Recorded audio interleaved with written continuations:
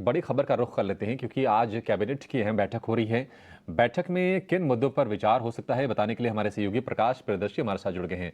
प्रकाश, बताइए कि इश्यूज क्या है आज के मीटिंग के, कहाँ फोकस होना चाहिए?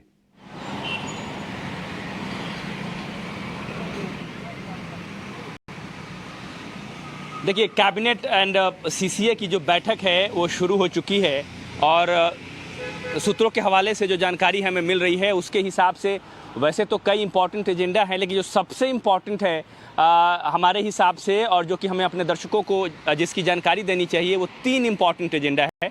सबसे पहला तो जो ये है कि शुगर केन सीज़न 2023-24 के लिए इंडियन कैबिनेट जो है शुगर केन पर जो एफआरपी है उसकी घोषणा कर सकती है। सूत्र हमें बता रहे हैं कि एफआरपी में करीब 10 रुपये प्रति क्विंटल की बढ़ोतरी की जा सकती है और इसको बढ़ाकर 315 रुपये प्रति क्विंटल किया जा सकता है। तो जाहिर तौर पे शुगर केन फार्मर्स के लिए आज अच्छी खबर आ सकती है। इसके अलावा दो इम्पॉर्टेंट स्कीम है फर्टिलाइजर सेक्टर की, उस पर भी आज कैबिनेट की मंजूरी मिल सकती है। जो पहला स्कीम है फर्टिलाइजर सेक्टर से संबंधित वो है पीएम प्रणाम स्कीम, जिसकी घोषणा जो है वित्त मंत्री ने बजट में की थी। आज वो कैबिनेट के एजेंडे में है, जिसके हिसाब से सरकार की कोशिश ये है कि जो केमिकल फर्टिलाइजर का इस्तेमाल है उसको कम किया जाए और ऑर्गेनिक फर्टिलाइजर को बढ़ावा दिया जाए। और इसीलिए पीएम प्रणाम स्कीम का स्ट्रक्चर तैयार किया गया है, जिसके हिसाब से जो भी राज्य केमिकल फर्टिलाइजर की खपत जितनी कम करेगा और उससे जो ओवरऑल सब्सिडी की बचत होगी उसका 50% संबंधित राज्य को ग्रांट के तौर पर दे दिया जाएगा। सरकार की कोशिश ये है कि इससे ओवरऑल जो सब्सिडी बर्डन है उसमें कमी लाई जाए। इसके अलावा एक और स्कीम है फर्टिलाइजर सेक्टर की, उसका नाम है गोल्ड यूरिया। एक प्रीमियम यूरिया स्कीम है जो कि सल्फर कोटेड यूरिया है।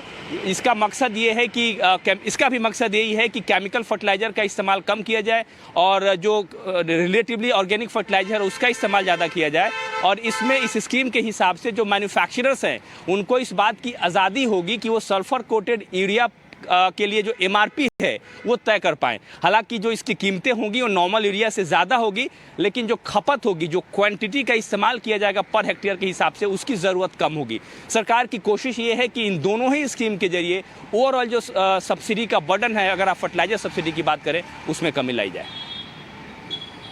ठीक है, शुक्रिया प्रकाश। तो निश्चित तौर पर एक बड़ी हम ये खबर कह सकते हैं फर्टिलाइजर स्पेस के लिए, क्योंकि जो सब्सिडी वाला जो मसला होता है हर साल अटकता है और इसको लेकर सरकार कोशिश करे कि एक वैकल्पिक कम से कम व्यवस्था तैयार की जाए और वैकल्पिक व्यवस्था के तहत आ गया है वैकल्पिक एक फर्टिलाइजर और पीएम प्रणाम स्कीम से ऑर्गेनिक फर्टिलाइजर को बढ़ावा देने पर जोर है।